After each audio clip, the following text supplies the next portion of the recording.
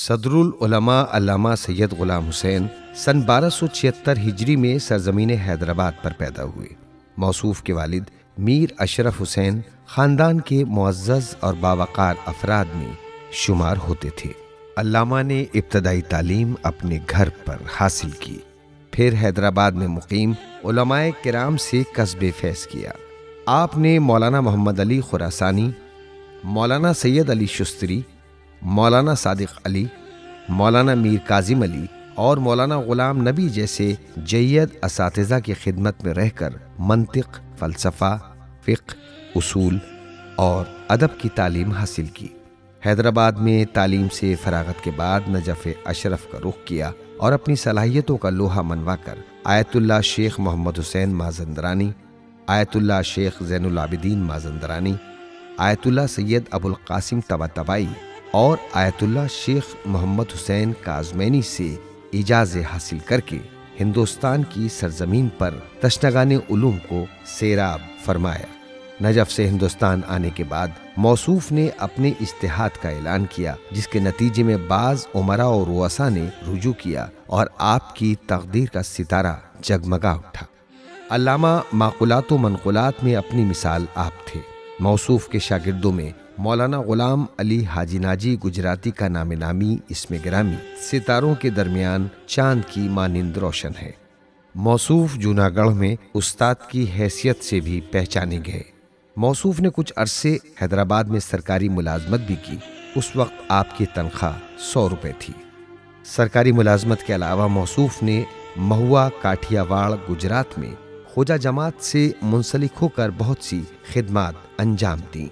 सदरुल उलमा अपने ज़माने के मायनाज खतीब थे। अरबी और फ़ारसी में इस दर्जा माहिर थे कि दोनों ज़बानों में बिना तकल्लुफ़ गुफ्तगू कर लिया करते थे। अपने ज़माने के उलमा में बासलाहियत शख्सियत के उन्वान से पहचाने जाते थे। अक्सर दकीक मसाइल पर बहसो गुफ्तगू का सिलसिला जारी रहता था। फ़लसफ़े में इतने ज़्यादा माहिर थे कि अक़ाइद में नुक्ता आफरीनियाँ करते थे। उलमाए लखनऊ से बहुत अमीक रवाबित थे। यही सबब है कि मौसूफ की किताब शम्सुल हिदाया पर ताजुल उलमा आयतुल्लाह अली मोहम्मद, मौलाना अब्दुल्लाह और मौलाना मोहम्मद हुसैन वग़ैरह जैसे जय्यद उलमाए किराम की तक़रीज़ात मौजूद हैं। सदरुल उलमा गुलाम हुसैन इल्म अमल में वहीद, मुनाज़रे में फ़र्द फ़रीद और अक़ाइद में नहायत शदीद थे।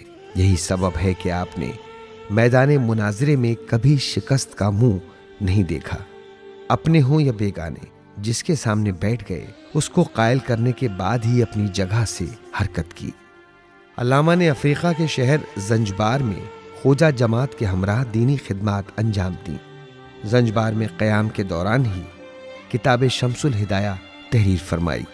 मज़कूरा किताब के अलावा भी मौसूफ की काफ़ी तालीफ़ात हैं, जिनमें से इस्बातुल नुबुव्वा, तफसीर आया क़ुरबा, तफसीर आया मुबाहिला, तफसीर आया तत्हीर, तफसीर वमन इंदहु इल्मुल किताब, किताबुत तौहीद, रद्दुश शेखिया, रद्दुत तनासुख, अल इमामा वल विलाया, अल आयातुल इलाहिया, मरातिबुर रूह वन नफ्स, शरह उसूल फ़िक़्ह और शरह क़सीदा खलीलिया वग़ैरह जैसी अजीम किताबें आपकी अरबी व फ़ारसी सलाहियतों का मुँह बोलता शाहकार है। आखिरकार ये इल्म अमल का दरख्शां आफ्ताब बतारीख़ 8 रबीउल अव्वल सन 1352 हिजरी में सरजमीन हैदराबाद पर गुरूब हो गया। आसमान इल्म व फ़क़ाहत पर तारीकियाँ हाकिम होने लगीं। बुलबुले हज़ार दास्तां चहचहाते हुए यक बयक ऐसा खामोश हुआ कि अजीज़ों की नालो फरियाद पर भी ज़बान नहीं खोलता। रज़ाए इलाही के सामने सर झुकाए हुए चाहने वालों की आहो फ़ुग़ा के हमरा जनाजा उठाया गया।